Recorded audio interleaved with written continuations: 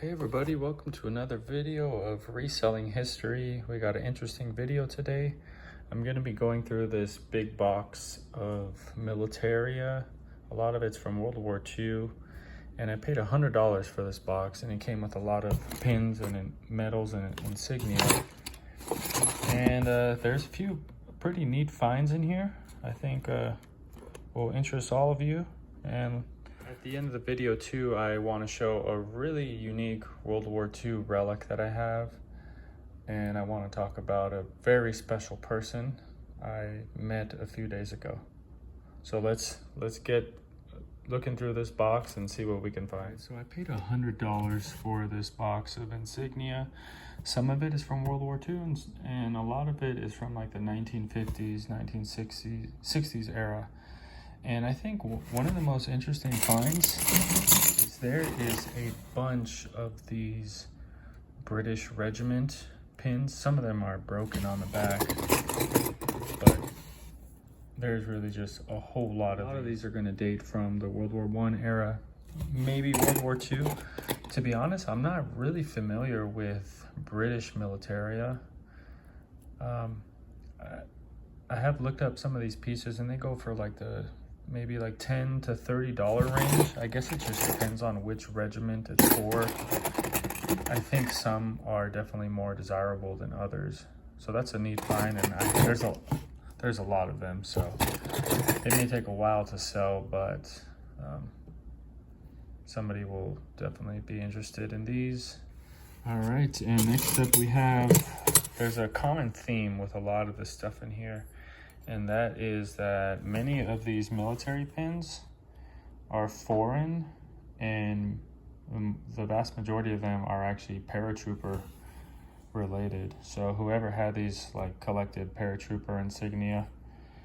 And this one right here, pretty interesting one. This is actually Mexico's paratrooper jump wings. Also looks like a Navy rigger jump wing, but these are pretty modern. There's also some other US jump wings. These are all from like the 1950s era. I don't think any of them are marked Sterling, but this one has one combat jump star, and these are master parachutist badges. These don't have a lot of value. They're obviously worth more if they're Sterling, but I would say it's safe to say maybe 10 to 25 a piece on these. This is what I think is like a Netherlands Special Forces badge. I'm not entirely sure. A lot of this foreign stuff, it's not as easy to find online. I've been doing a lot of like Google image searches because it's just not as available as the US insignia. Another US jump wing, NS Meyer, New York. This is post-war, probably 50s or 60s as well, but this is a nice little clutch back pin piece for probably a $25 wing. This is actually the country of Portugal. This is a parachutist regiment badge. It actually says it on the back which battalion it is, and along with that is the jump wings, also for Portugal. I thought this was pretty cool. This is like a little stamp right here. I think it's US. Yeah, it looks like US jump wings. Probably post-war, but pretty nice. They probably stamped this on a piece of paper. And this is apparently the country of Syria's jump wing parachutist badge. Now it's a lot of this, like other country items, there's not as a big collector market for it, and they're not going to be as valuable as US paratrooper items, especially World War II items. So a lot of these are probably going to be slow sellers, but there are people out there, like whoever owned all this, who like to collect insignia from not just the United States, but other countries as well. I didn't even know Syria had a parachutist battalion, so that's pretty interesting. I'll have to do some research on that. Challenge coin, 50 years of American airborne, 1940 to 1990. And this was actually made in France. Nice little challenge coin. So this is, there are also some distinctive insignia. So like 11th Airborne Air Assault. This is definitely, absolutely post-war probably pretty modern. I don't think it was called air assault until maybe the 60s or 70s.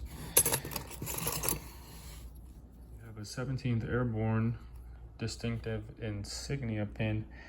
This one, probably post-war also. Looks a little too modern, a little too shiny in my opinion. That's a nice pin right here. Yeah, you have a lot of stuff. 509th Parachute Battalion. That's more modern also. Yeah, a lot of nice pins. These are mostly modern. I don't think they're gonna have a ton of value, this stuff. But you know, if I'm piecing everything out here for $10 to $20, then that's a lot of money right here. That's well over the $100 I paid for it.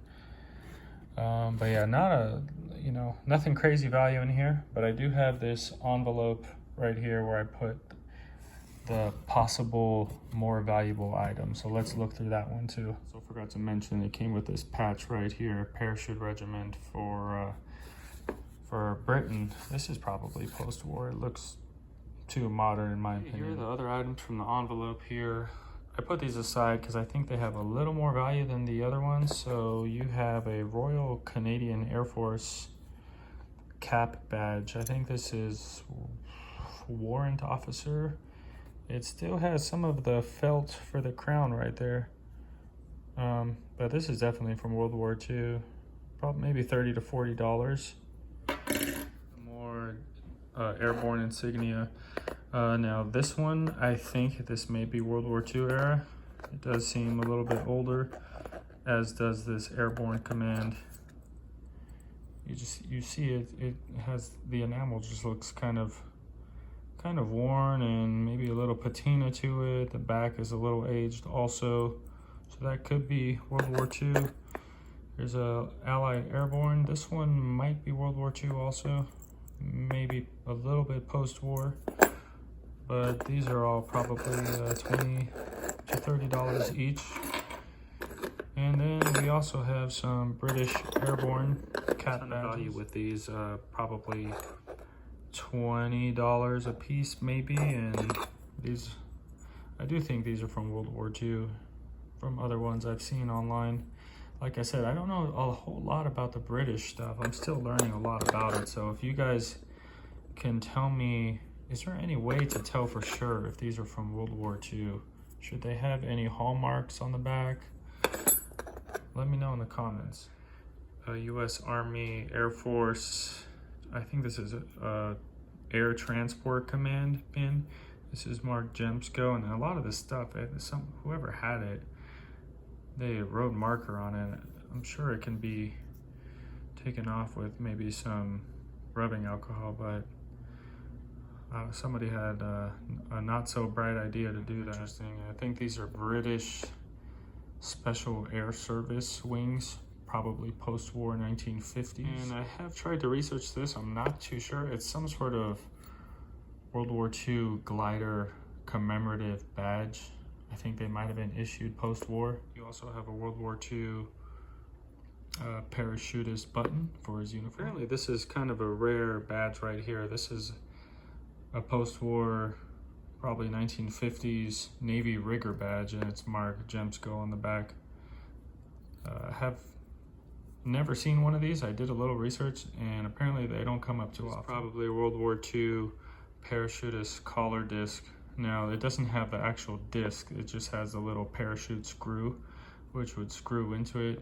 I think a lot of these might have been theater made, could be wrong. This one, I kind of need your guys' input on it. It looks a little bit theater made. What it is it's the insignia for a Pathfinder, U.S. Air Force Pathfinder for paratroopers. I don't think it's enameled. It kind of looks hand painted, and it's made of like this really light, cheap aluminum. It could be theater made. Let me know what you guys think of the comments. Nice gold-filled World War II U.S. Army Air Corps locket. These are always good sellers. People like the sweetheart items, and it helps that it's in really good condition and it's gold-filled. There is no picture inside, but I'd say this is probably a $30 or $40 piece. You have a sterling silver U.S. Army ID bracelet. Unfortunately, it's not named. It looks like it was never engraved, but it is marked sterling. Somebody would probably like this for maybe $30 or $40. Last, this is potentially valuable, but I just don't know a lot about the country of Poland during World War II, like their insignia. I know I've done some research, and this appears to be a parachutist badge for Poland. They were trained by the British Army during World War II. And it does have this hallmark on the back. Let me unscrew. It does have this hallmark. It says Toby. I'm not even gonna try to say that last word right there, but I think that's the maker.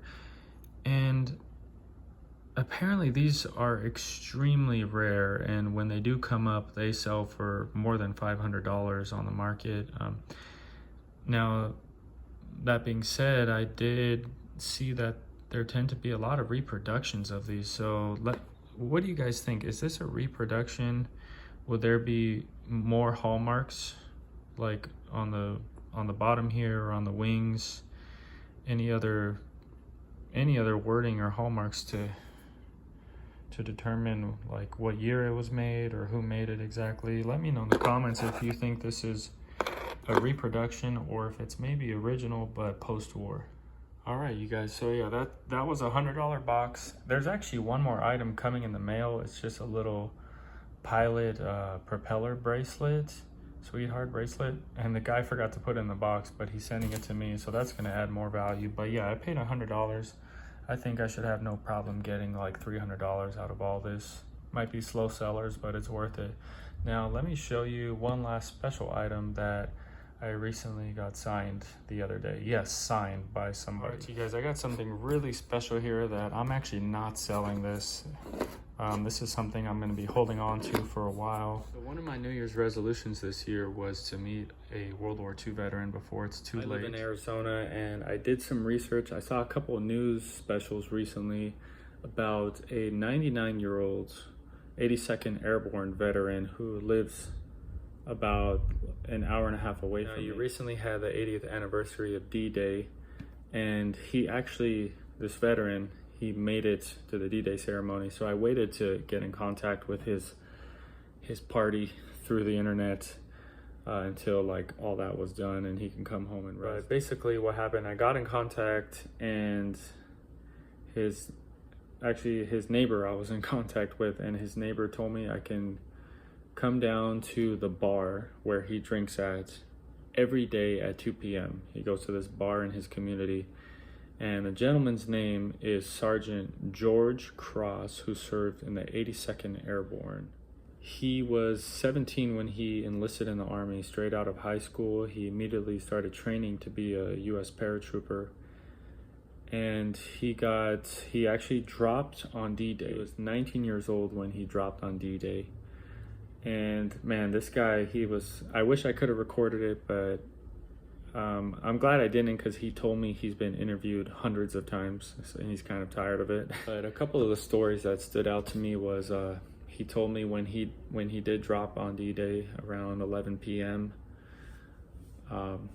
he landed in a field, a farmer's field, and he waited there for 2 hours all alone in the dark, and he smelled some cigarette smoke. And to no surprise, it was actually a German soldier. A German soldier, he wasn't just any German soldier, he was an SS troop. And he was smoking a cigarette like maybe, I think he said like 100 feet away from him. And George, he was pretty honest with me, and he didn't hold back at all. He said that when the soldier got tired and laid down to take a nap, he crawled through the tall grass and he slit his throat and he killed him. And after that, he soon met up with a few other paratroopers. He said some of them were 101st Airborne. In fact, he did talk a little bit of trash about 101st Airborne. He said they didn't know what they were doing and they were all scattered around the place. But anyways, he met up with some other paratroopers, and they took out a machine gunner, and then they captured like a group of marching SS soldiers. They surrounded them with guns, and two of them ran away and he shot both of them. They tried to escape. It was actually part of the Battle of Saint Marie Église, and that was the first town that was liberated in France. And I'm not trying to tell his whole life story or anything, but I just wanted to share it. After the war, he also fought in the Battle of the Bulge, but he only, I think, half of December he fought in the battle, and then they sent him back to the States. He said he never suffered a scratch or anything, and then after the war for 25 years he was a smoke jumper, so he kept jumping out of planes, this time not into battlefields but into fires, which was pretty amazing and heroic, if you ask me. Story time's over. I wanted to show you what he signed for me. I wanted something to remember him by, and it was just an honor and privilege to talk to you, Sgt George Cross. Thank you for your service. Thank you all World War II veterans for your service. And I had him sign this cigarette case, and like I said, I didn't really have, I don't know, this is the only thing I could really find that might be appropriate for signing. So it says George Cross, 82nd Airborne, 1944. And he wrote that. I didn't ask him to write that. I thought that was pretty cool. And inside the case, you have an unopened packet of Lucky Strike cigarettes. I guess I had him sign this because, I mean, Lucky Strike, it's pretty synonymous when it comes to World War II GIs. And the fact that it's unopened makes it pretty collectible and just very original. And he smokes himself, I think he said, and he still drinks whiskey every day. So even if he didn't smoke, I mean, he's jumping in fire. So there's his smoke right there. But very cool item. I'm gonna hold on to this, probably put this on a shelf, get it framed. But once again, I'd like to just thank George Cross for your service. Thanks for talking with me.